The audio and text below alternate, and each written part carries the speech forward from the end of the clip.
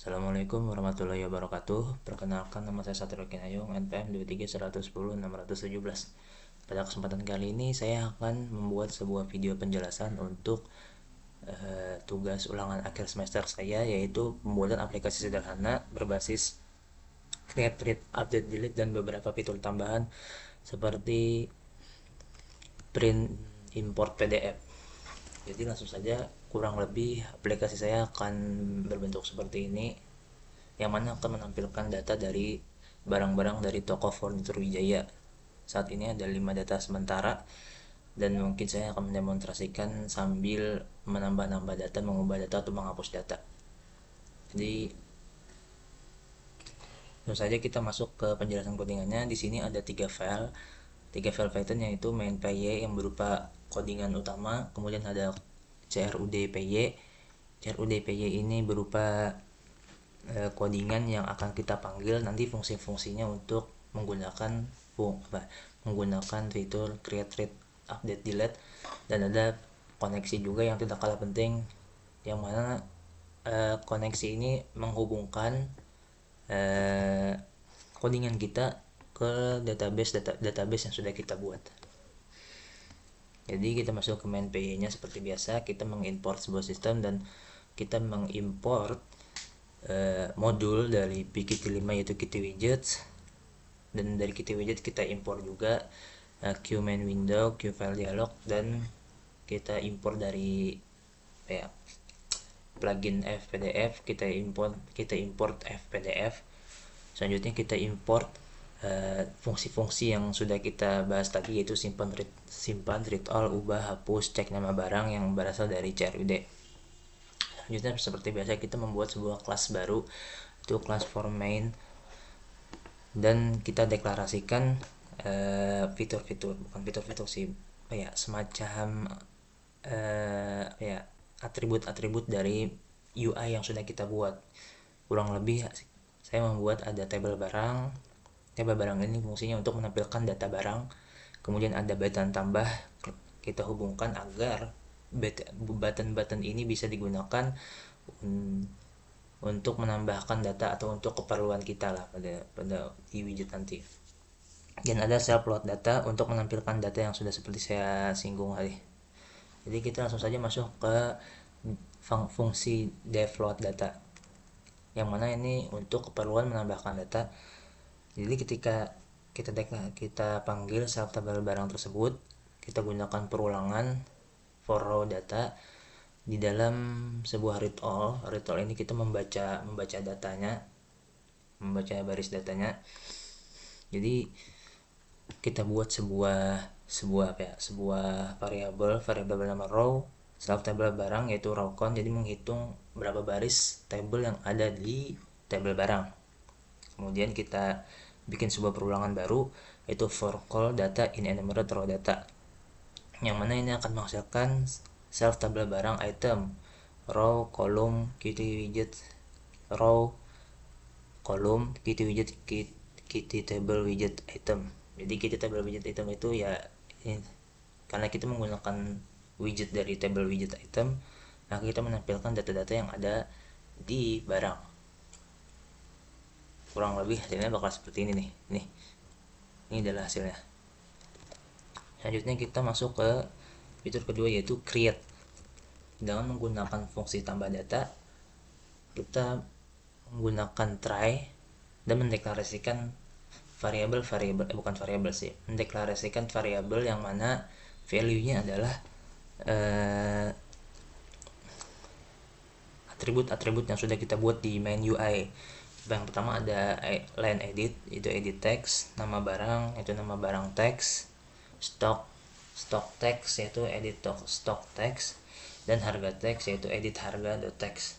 Karena stock text, harga text, dan edit text itu harus berupa integer, maka kita harus menggunakan validasi angka terlebih dahulu, yaitu jika id text is digit atau tidak, stock text is digit atau tidak, harga text itu adalah digit atau tidak. Pokoknya jika nggak digit lah istilahnya, maka Qt Widgets akan menampilkan sebuah message box warning, yaitu ID stock harga harus berupa angka. kemudian kembalikan nilai. Jika ID barang itu berupa angka dan stok barang berupa angka, maka jalan aja. Jika else, maka ID barang harus dideklarasikan terlebih ulang, yaitu untuk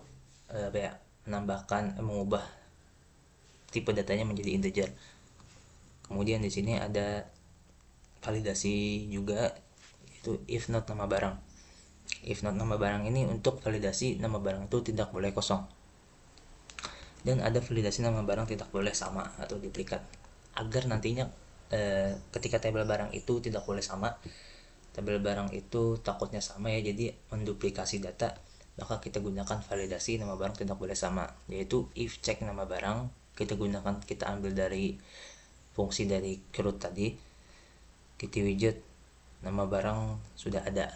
Sebagai contoh misalkan seperti ini, misalkan saya mau menambahkan data nomor 6 ID terus meja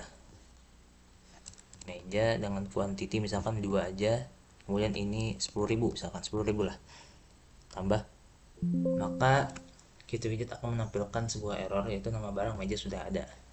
Simpel itu. Setelah sudah selesai semuanya, setelah semuanya sudah sudah cocok, sudah melalui validasi segala macam, maka kita simpan inputan tadi menggunakan fungsi bawaan dari CRUD, fungsi yang sudah kita tuliskan dari CRUD, yaitu menyimpan sebuah data ke dalam sebuah tabel barang. Seperti ini, insert into barang, yang mana value-nya diambil dari variabel yang kita deklarasikan sebelumnya. Setelah itu self clear from data dan self load data. Self clear from data digunakan untuk membersihkan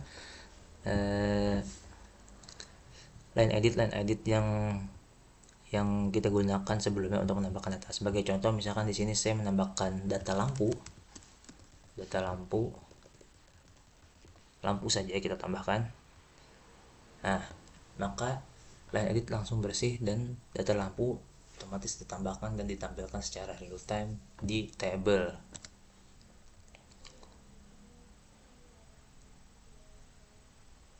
Selanjutnya kita masuk ke fungsi ubah data. Fungsi ubah data ini kita masuk ke edit ya, fitur edit, yang mana kita menggunakan fungsi ubah data yang sudah kita buat di crud.py, hampir sama seperti tadi. Kita deklarasikan variabel untuk membungkus value dari line edit yang sudah kita buat. Ada validasi angka juga, agar nantinya ID barang dan stok barang dan harga barang itu harus berupa angka. Seperti biasa, sudah kurang lebih sama aja, cuma kita tinggal ubah aja nih ujungnya, jadi ubah ID barang, nama barang kita ganti jadi ubah aja nih.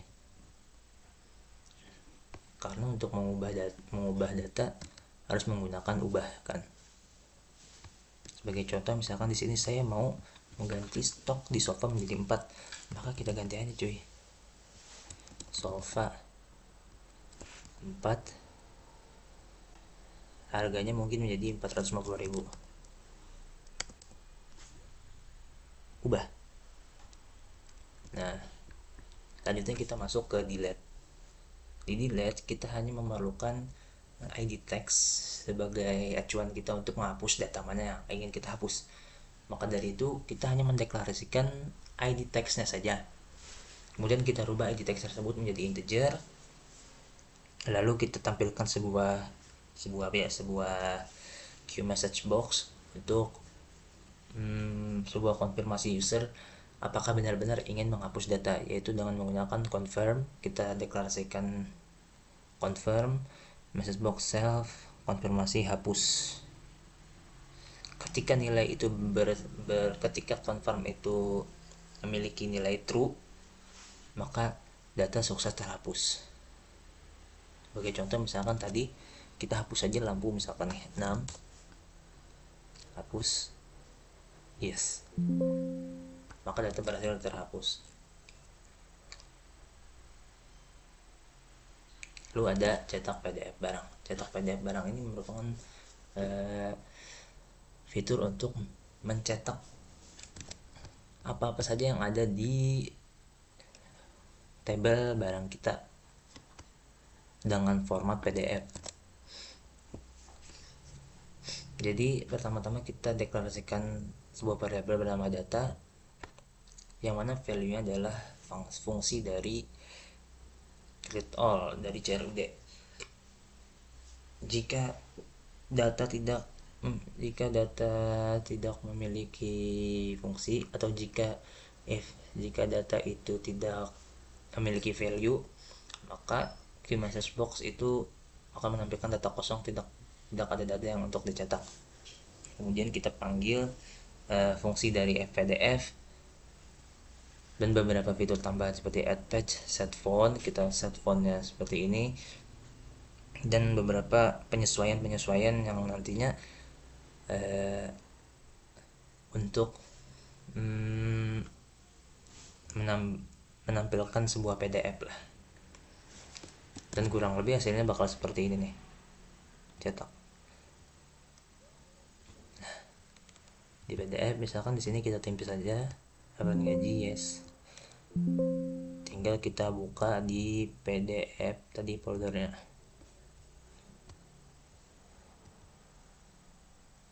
Nah, oke.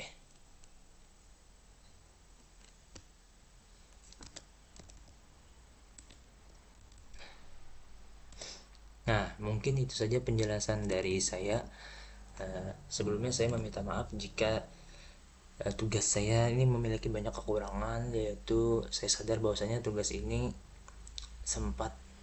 harusnya memiliki 3 tabel, minimal 3 tabel. Akan tetapi karena keterbatasan saya hanya bisa membuat satu tabel saja, dengan fitur create, read, update, delete, dan menambahkan sebuah cetak PDF.